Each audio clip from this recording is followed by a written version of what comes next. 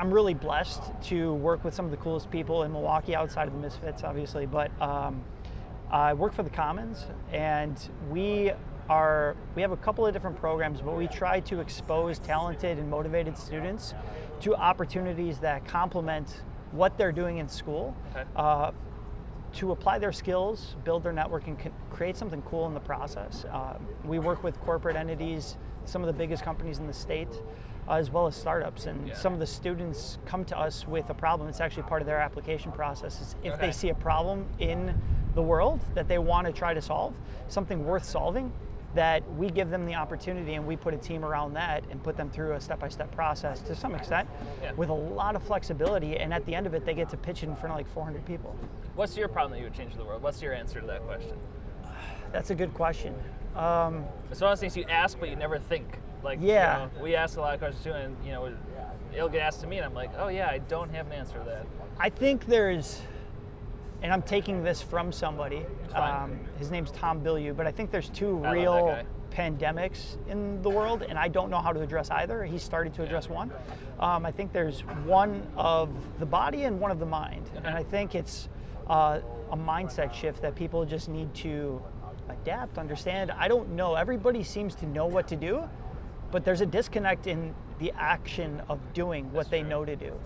And that goes for everybody, myself included, from every single day, but there are ways to get better at it. And maybe it's finding ways, independent ways for each individual to do it, because everybody's unique, and finding ways to do that for them would be the one thing I would love for everybody to figure out, including myself. And I like to be intentional with figuring that out.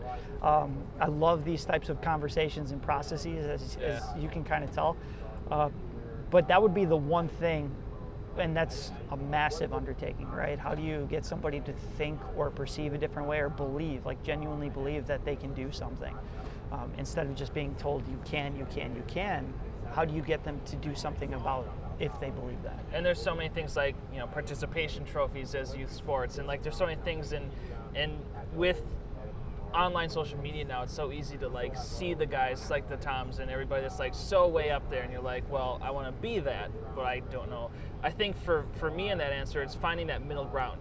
Like photography, when I first got into photography, everybody was like, I want to take that beautiful picture, I want to be taking photos for the biggest names. Well, you just bought a camera, it's not top of the line. I'm the first one to say the best camera is the one that you have, but I mean, there is some limitations to what cameras can do.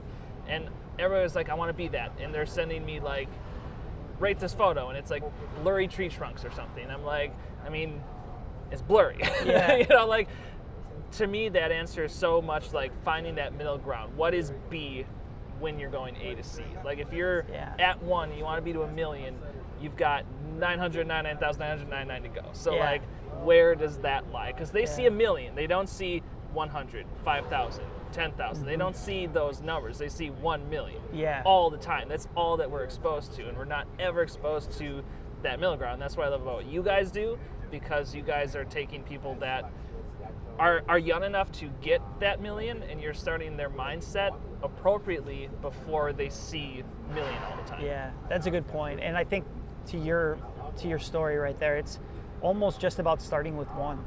Just do something around a curiosity, and you can build confidence around that. It's just a step-by-step thing.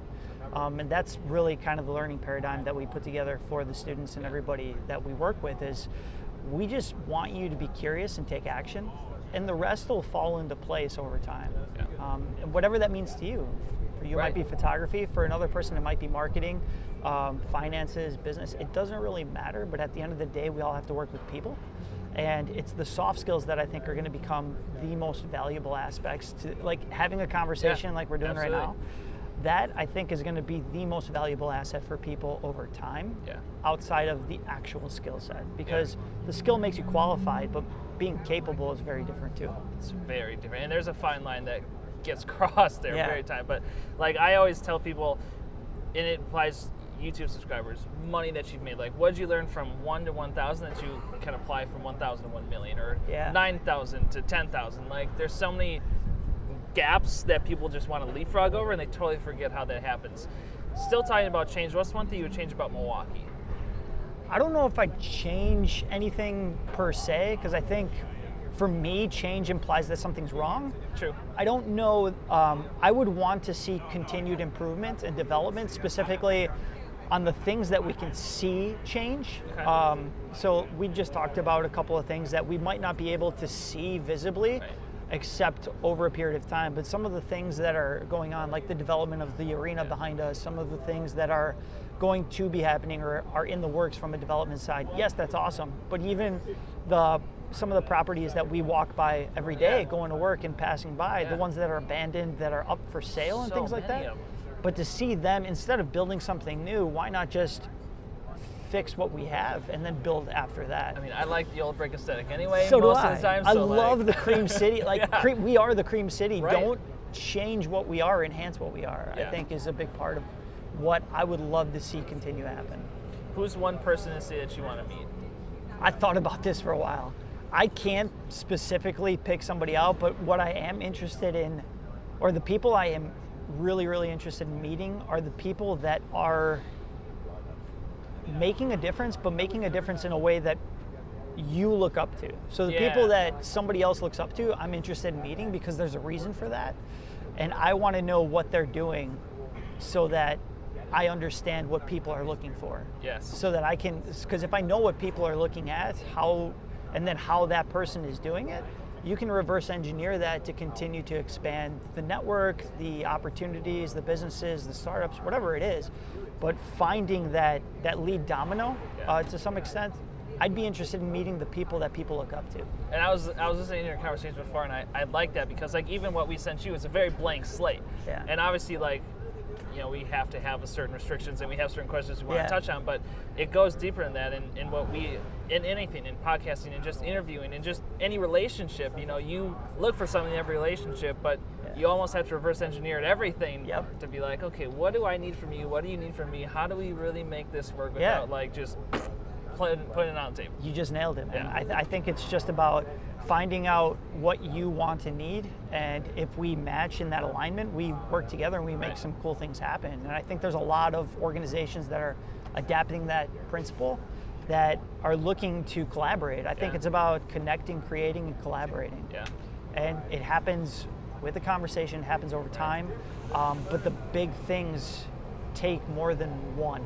Yes. And that's what's really important to note, I think, as the city continues to grow, as we continue to develop, as the people just continue to take note of what's going on. I think it's just about finding the right people with the right reasons and seeing what happens. Perfect. I'm not going to keep you too long. I know that we're both hungry, so I say we dive into some food. Cool. And enjoy the rest of the evening. Yeah. Thanks, sir. Thank you. Awesome.